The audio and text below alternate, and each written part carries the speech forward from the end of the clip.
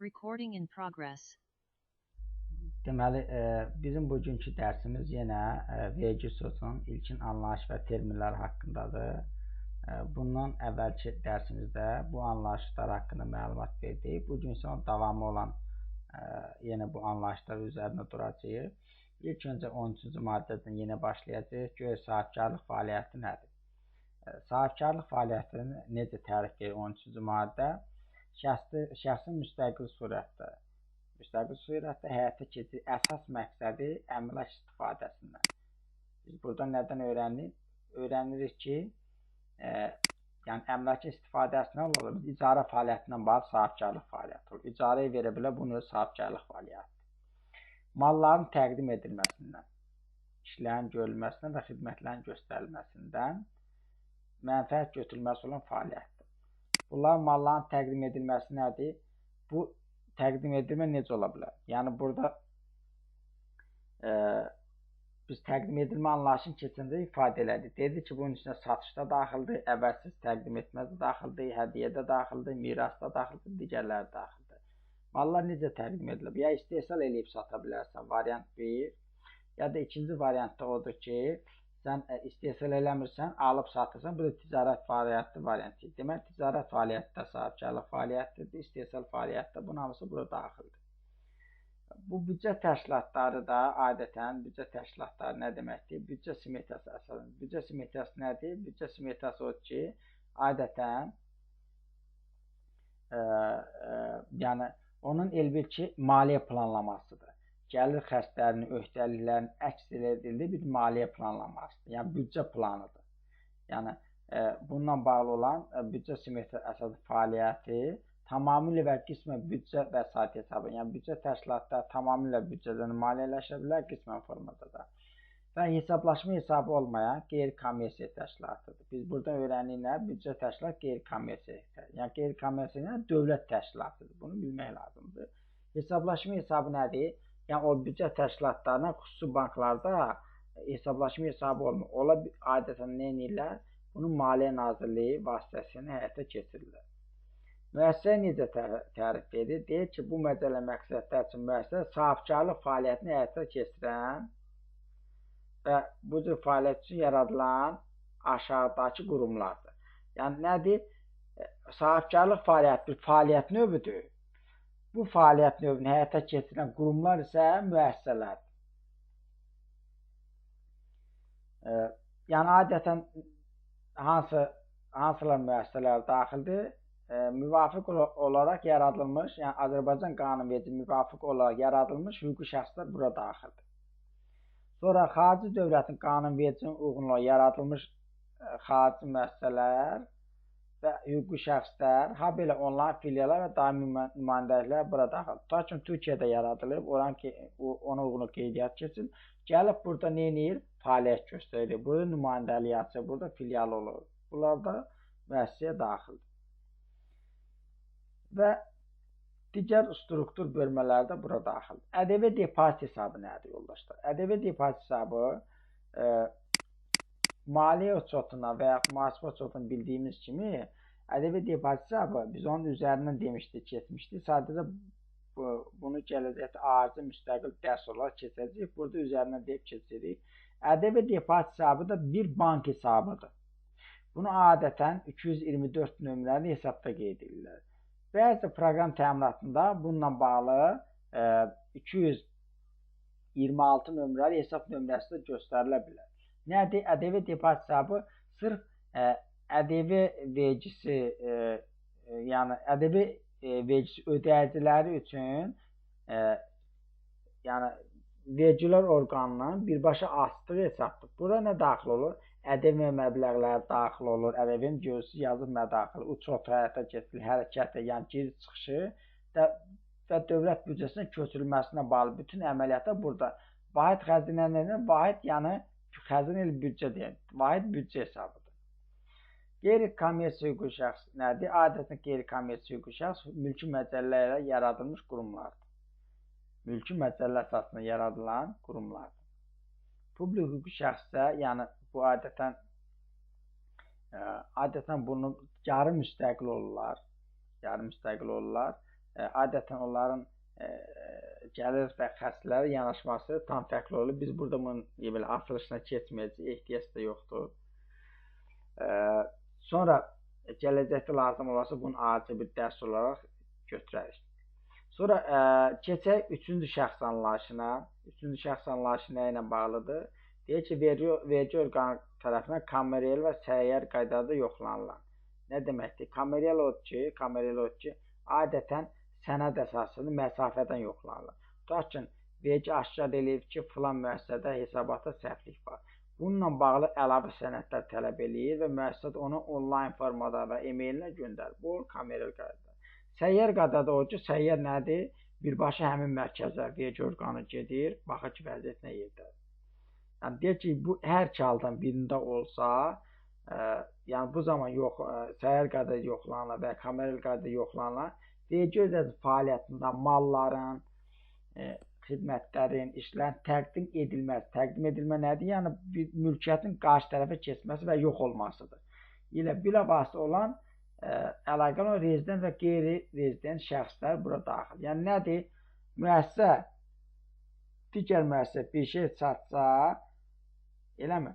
Bununla əlaqəli olan, yəni üçüncü şəxslər, yəni qarşı tərəf üçüncü şəxslər adlanır. Bina. Bina anlayışını necə tərif verir? İnsanların yaşaması, fəaliyyəti, təbiət təsirlərinin qorunması və bununla bağlı olaraq yazır ki, qapalı, məsəl üçün, qapalı həcm fərzə quruluşuna malik tikinti obyekti. Keçək əsas təriflərimizdən biri ticarət fəaliyyəti. Ticarət fəaliyyəti istehsalçılar tərəfindən özlərinin istehsal etdiyi malların təqdim edilməsi istisna olmaqla. Niyə deyir istisna olmaqla? Çünki ona görə deyir istisna olmaqla ki, çünki bu özü istehsal eləyib, öz satsaydı bu artıq istehsal fəaliyyəti olacaqdı. Ticarət müəssisəsindən özü istehsal eləyən ya məhsulu alıb satır, ya da ticarət malını alıb satır. Məsələn, ya istehsal eləyən çörəyi alır satır, ya da ki, unu alır satır. Bunlar hamısı nədir? Ticarət fəaliyyətindən bağlı olan məsələlərdir. İctimai yaşa fəaliyyəti nədir? İctimai yaşa fəaliyyəti odur ki, bu yaşa sözü yəni qida ilə bağlı olan termindir, yəni ərəbcədən keçmiş bir termindir. Yəni nədir? Deyir ki, ictimai yaşa fəaliyyəti nədir? Fəaliyyət göstərən xidmət obyektinin ərazisində və ya səyyar qaydada. Yəni necə ola bilər?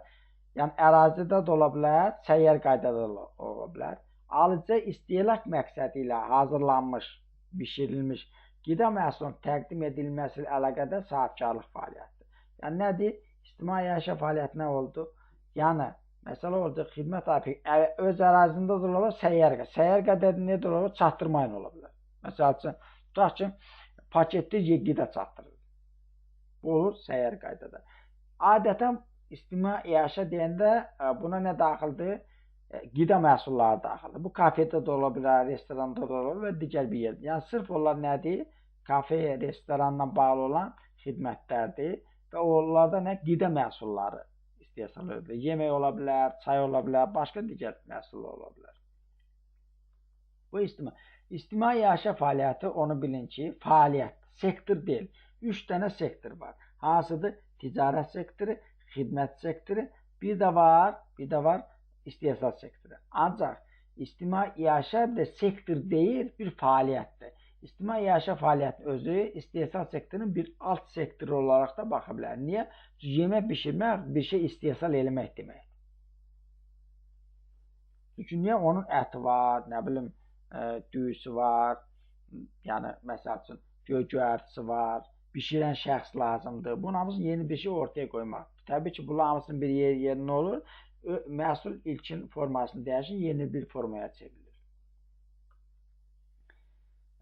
Sonra bu tikinti quraşdırma işləmin başlama anı. Niyə başlama anı önəmlidir? Başlama anı vergi tutma obyektini, yəni vergiyə cəlb edilmə nöqteyi nəzərdən önəmli məsələ ki, nə zaman başlayıb, nə zaman bitirdi. Ona görə burada tərif verir ki, başlama anı nə zaman hesab edilir. İnvestisiya təşviqi sənədi. Yoldaşlar, investisiya təşviqi sənədi müəssisələr üçün verilən bir təşviq sənədidir. Xüsusi güzəştlər nəzərə alır ki, əgər bu sertifikata sahib olsalar, xüsusi güzəştləri əldə edəcəklər.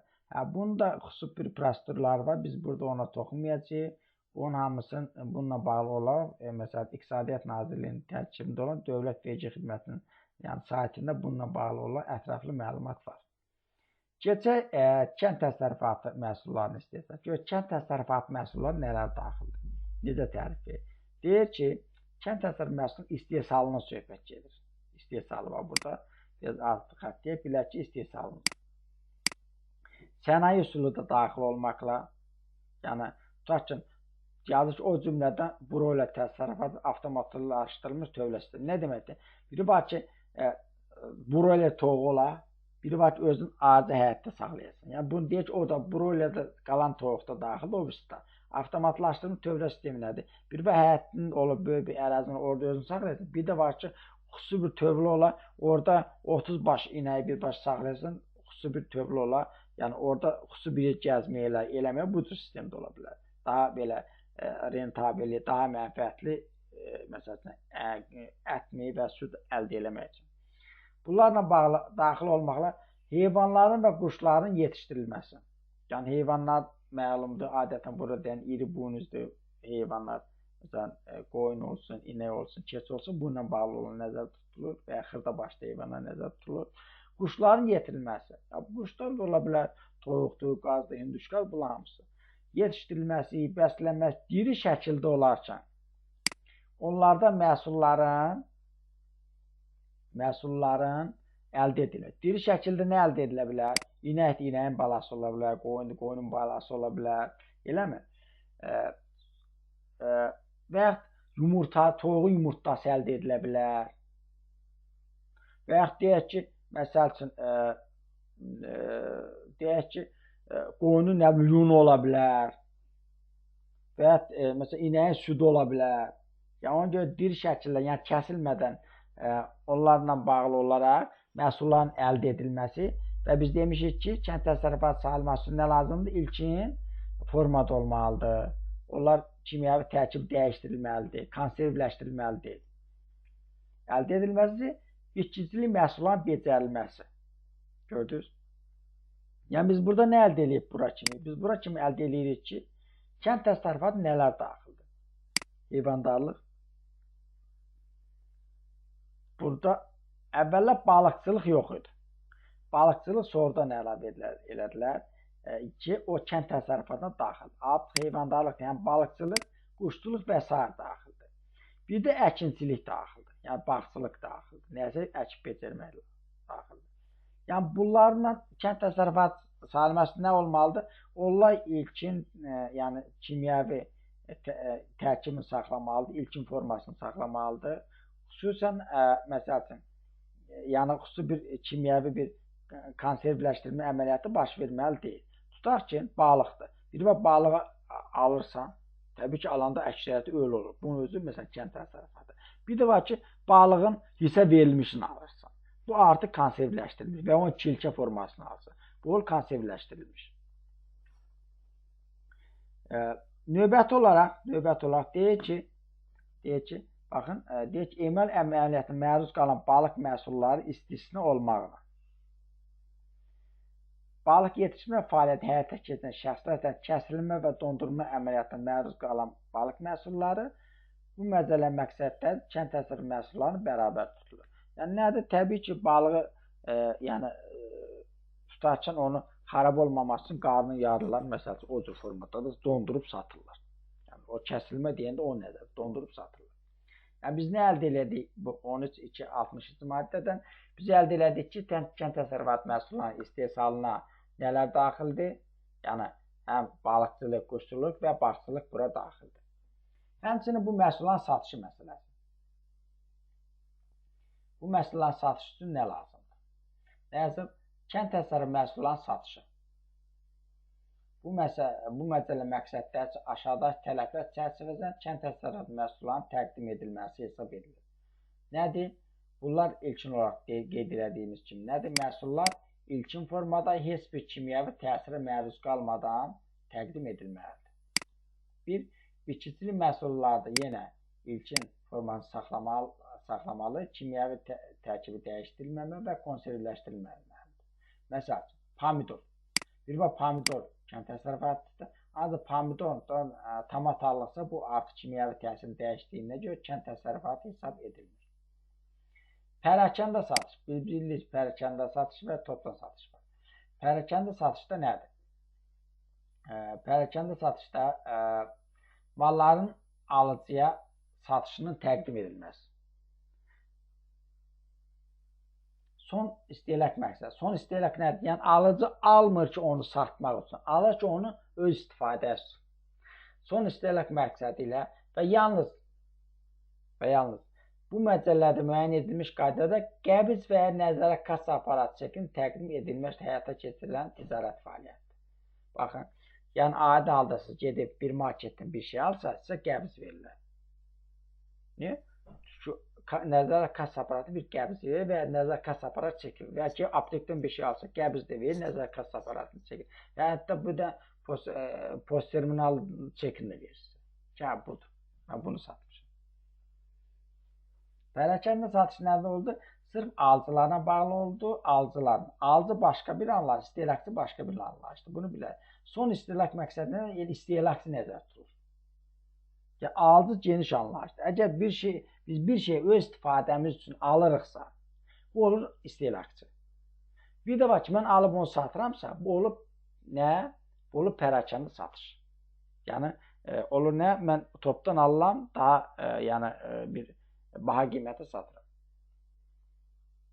Yəni, alıcı daha geniş anlayışdır. Yəni, istehlakçı isə sırf özü üçün alınan malları ifadə eləmək üçün ortaya qoyulan bir iqtisadi anlayışdır. Topdan satış.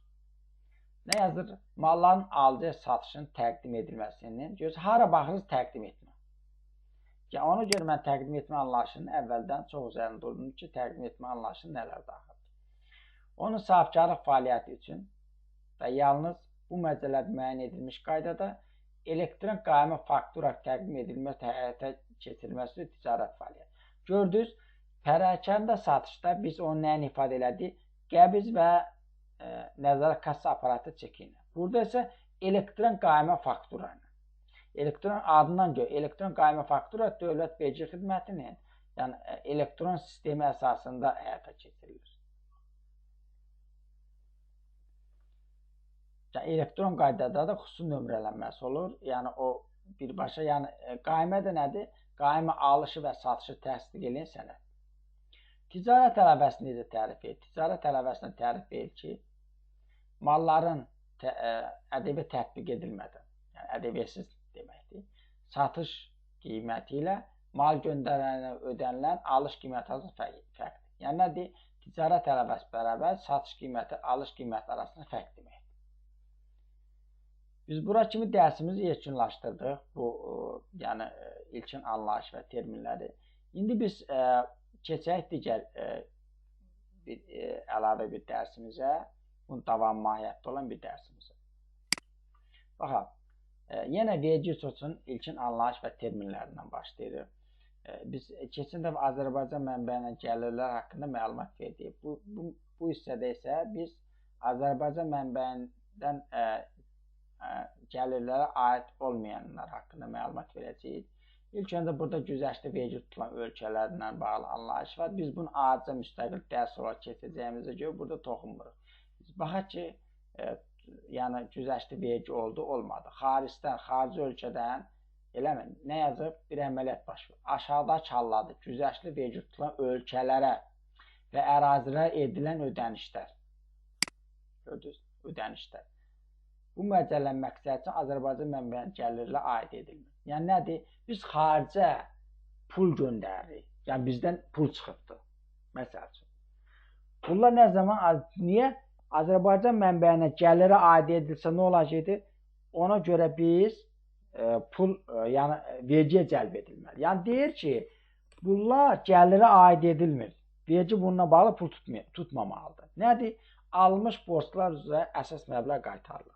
Tutaq ki, mən xarici bir şirkətdən, Türkiyə şirkətindən borc almışam müəssisə olaraq və ya siz borc almışsınızsa, əsas məbləğ geri qaytarır. Biz bilirik ki, mühasibatçı nöqteyi nəzərindən Biz borc alanda bizim öhdəliyimiz yarandığına görə biz tutaq ki 12.000 borc almışıq. Hər ay 1000 pulu geri qaytardıqsa bu nə hesab edilirdi? Bu xərc sayılmırdı. Bu öhdəliyin ödənilməsi, qapadılması hesab edilirdi və əsas məbləği geri qaytardı. Ona görə mörtəzə ya faizdə istisna olmalıdır. Faizdə istisna. Ancaq biz faizləri qaytarsaydıq, qarşı tərəfi nəyə hesab ediləcəkdi? Gəlir hesab ediləcəkdi. Ona görə gəlir hesab ediləcəyinə görə ola bilər ki, o bizə faiz əsasında versəydi, biz o zaman onun faizindən vergi tutub dövlət ödəməli idi. Ona daha az vergi ödəməli idi. Necə ki, dividenddə olduğu kimi. Sonra rezident banklar tərəfindən açılan müxbir hesablara ödənişlər aparıldıqda. Rezident banklar nə deyil? Tutaq ki, rezident bank bizim bankımızdır. Biz tərəfindən müxbir banklara ödənişlər. Nədir? Müxbir hesablar hansılardır yoldaşlar? Baxın, ümumiyyətlə, tutaq ki, bizim ölkəmizdə bir şirkət digər şirkətə, məsələn, Azərbaycan şirkəti, Türkiyə şirkətə pul göndərmək istəyir. Türkiyə şirkətin Ziraat bankda hesabı var, eləmi? Azərbaycan şirkətinin də Xalq bankda hesabı var. Ancaq bunlar birbaşa bir-birinə pul göndərə bilir. Ortaya bir dənə üçüncü bank daxil olur. Məsələn, X bankı. Nə olur? O Xalq bankın, həm də Ziraat bankın o X bankında və ya beynəlxalq bir bank statusu olan bir bankda müxbir hesabı olur. Biz pulu göndərəndə o gedir, o çerez həmin bankla daxil olur. Gedir, məsələn, biz ödəyəndə gedir Xalq bankdan çıxır pul, gedir həmin müxbir banka, X banka, oradan da gedir Ziraat banka. Yəni birbaşa onun vasitəsini birbaşa bir-birinə əlaqələri yoxdur, bu cür baş verir. Yəni ödəniş bu cür həyata keçirilir. Ona görə də bizim bank tərəfindən, yəni Xalq bank tərəfindən müxbir hesablar müəyyən qədər ödəniş edilir. Bu da nə hesabı? Bu da yəni Azərbaycan mənbəyi gəlir hesab edilmir. Niyə?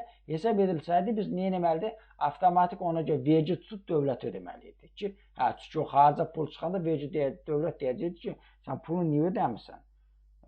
Müəyyən hissəsi mənim payımı ödəyib, sonra qalan hissəsi onu ödəməliydi. Yəni vergi bunu ortaya qoyur ki, bunlar gəlir hesab edilir. Bundan vergi tutmağa ehtiyac yoxdur.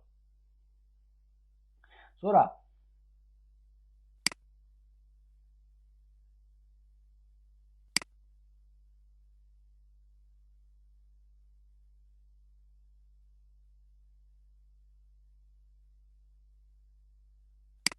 Recording stopped. Tamam, davam eləyək yoldaşlar. Deməli, başqa bir maddədə deyək ki, vergi orqanı uçotda olmayan fiziki şəxslər tərəfindən elektron ticarət qaydasına xidmətlər alındıqda. Yəni nədir? Tutaq ki, siz vergi ödəyicisi deyilsiniz və fiziki şəxs sayılırsınız, vergi ödəyicisi deyilsiniz, vergi orqanında uçotda deyil. Yəni bu önünüzdə yoxdur. Elektron ticarət qaydasına xidmətlər, yəni elektron ticarət qaydasına xidmətlərlə nə xaricdən bir şey almışsınız, xidmət almışsınız və ödəniş edirsiniz.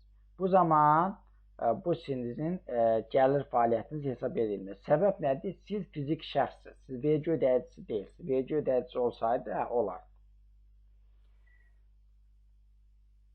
Sonra vergi orqanı uçotda olmayan yenə fiziki şəxslər tərəfindən güzəştli vergi tutulan ölkələr ola bilər və ərazilərə şəxsi istehlak məqsədi üçün, görürsünüz,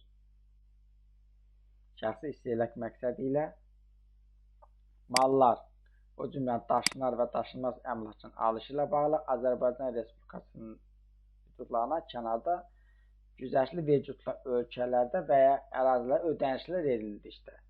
Yəni orada edildikdə də yenə bunlar Azərbaycan mənbəyindən gəlir hesab edilmir. Və ya xarici ölkələrdən borc qiymətli kağızlar alına bilər, istiqraz alına bilər. Bununla bağlı ödənişlər edildikdə yenə də bu Azərbaycan mənbəyindən. Niyə bu bizim üçün önəmlidir? Bizim üçün onun vergiyə cəlb edilib edilməməsi nöqteyi-nəzərdən önəmlidir.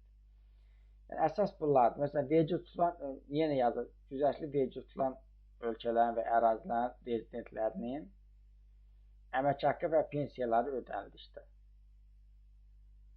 Yəni, həmin ölkələrdə yaşayan şəxslərə əmək haqqı və pensiyalar ödənilə bilər. Bizim ölkədə ödənilə bilər. İşləyər əmək haqqı ödəyə bilər. O əmək haqqıdırsa onun nə hesab ediləcək? Yəni bununla belə Azərbaycan mənbəyindən gəlir hesab edilməyəcək.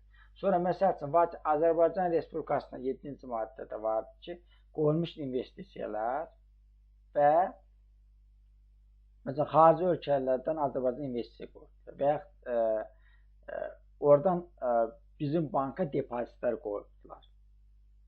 Hər ikisində faiz məsələsi var. Bununla bağlı olaraq faiz və dividend gəlirləri ödəndikdə, yəni onlar gətirib biz investisiya qoyubdular və ya gətirib bankalara pul qoyubdular, faiz gəliri əldə etdilər, dividendi ödəyəndə bu Azərbaycan mənbəyindən gəlir hesab edilməyəcək. Sonra yəni əsas bunlardır. İndi baxaq, görək bizdə doğrusu burada 13-cü maddə ilə bağlı olaraq terminlər çoxdur, ancaq əsas bizə lazım olan yerlərə toxunur. Kapital anlayışı necə tərif edir? Aktivlərdən bütün öhdəliklər çıxıldıqdan sonra vergi ödəyicilərinin xalis aktivlərinin dəyəri. Nə deməkdir? Yəni o deməkdir ki, kapital bərabərdir, aktiv çıxsın öhdəlik. Yəni öhdəlik olmasa, bütün aktivlər vergi ödəyicisinin özünün olsa, o zaman aktivləri kapitala bərabər olacaq, kapitala da xalis aktiv adlandıracaq. Biz bunu maliyyə usulundan da bilirik. MTS əməliyyatı nədir, yoldaşlar? MTS əməliyyatı odur ki, baxın, tutaq ki, biz bilirik ki, bazarda qeyri-rəsmi əməliyyatlar var. Tutaq ki, bir şəxs gedib bazardan özünün 10.000 manatlıq malı var. Yəni mal alıb, rəsmi 10.000 manatlıq qayməyənə mal alıb. Ancaq 5.000 də gedib sənəd olmadan alıb, bazardan alıb, sənədsiz alıb. Ambarında 15.000 faktiki mal olur, ancaq 10.000-in sənədi var. Bu alan tərəf. Başqa birisi isə tam tərsini eləyib. Onun isə bunda nəticə necədir? Bunun faktiki mallarının miqdarı sənəddəki 10.000-lik maldan artıqdır. O birisində isə tərsinədir. O isə mal satıbdır, sadəcə rəsmi sənədsiz satıbdır. Onun da ambarına görünür ki, onda isə tərsinədir. Onun da tam tərsinədir. Birində mal əksikliyi var, birində də mal artıqlığı var. Birində sənəddə çoxdur, fizik, faktiki malın miqdarı azdır ambarda. O birisində isə tam tərsinədir. Mal çoxdur, sənədin miqdarı azdır. Bu zaman nə olur? Biri digərinə deyir ki, gəl mən sənə 5.000'lik bir qaymə yazım. Mənim sənəd işim əlli olsun. Sənin də ambarın düzəlsin. Məsələn, o birinci dediyimiz ambardan, bazarda sənədsiz mal alır. O deyir ki, sən mənə bir də fiktivli qaymə göndər 5.000'lik. Mən onun əsasında nə edəcəm? Mən onun əsasında göndər gəlsin. Ancaq malı vermir. Sənədi yazır, mal göndərmir. Pulu da necə eləyir? Pulu da bank hesabından göndərir ona, o da nəqdləşdirir, çöldən çölə verir ona. Bu MTS əməliyyatı. Yəni nə olur? Yəni baş verən məsələn faktiki mallar və xidmətlər təqdim edilmədən mənfəət gəlir əldə etmək məqsədi rəsmidən uydurma və ya yalan razılaşma çərçivəsində aparılan bütün əməliyyatlar MTS əməliyyatlar hesab edilir. Belə əməliyyat baş verəndə vergi xidmətdə götürür həmin şəxsi atır riskli vergi ödəyicisi siyahısına. Yəni deyirsən riskli vergi ödəyicisini. Bəs bu riskli vergi ödəyicisinin problemi nədir? Riskli vergi ödəyicisi olanda artıq elə bil ki, buna qaymə yazmaqda çətinləşir. Başqa müəssisələr onu alış-verişdə imtina edir. Niyə? Ona alış-veriş edir, onu da götürüb atırlar həmin siyahıya. Elə bil ki, nəyə bənzər riskli vergi ödəyicisi? Məhəllədə bir dənə yəni, problemli şəxs var. Yəni sizin valideynləriniz deyir ki, getməyin, ona qoşulmayın. Yaxşı uşaq deyil. Yəni bir növ riskli vergi ödəyicisi vergin qara siyahısıdır. O qara siyahıda kimsə düşəndə artıq başlayırlar onu bank hesablarını dondururlar, əməliyyatlar apara bilmir. Əməliyyatlar apara bilməyəndə yəni mal da sata bilmir, yəni mal da ala bilmir. Elə bu zaman nə olur? Yəni heç kim ora düşmək istəmir. Hətta riskli vergi ödəyicisine düşəndə sağlam şəxslər onunla əməliyyat aparmaq imtina. Niyə? Əməliyyat aparan kimi onu da götürüb həmin siyahıya daxil edirlər. Və ona problem yaranır. O riskli vergi ödəyicisi budur.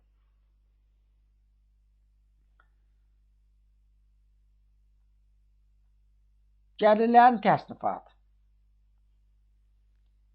Ümumiyyətlə, nəticə olaraq 13.2.34-cü maddə əsasən bir və muzlu fəaliyyətdən gəlir. Biz muzlu fəaliyyətdən gəlir nə demişdik? Demişdik ki, əmək haqqı ödənişinə bağlı olan fəaliyyətə, yəni muzlu fəaliyyətdən gəlir hesab edilir. Bir də qeyri-muzlu fəaliyyətdən gəlir. Nədir?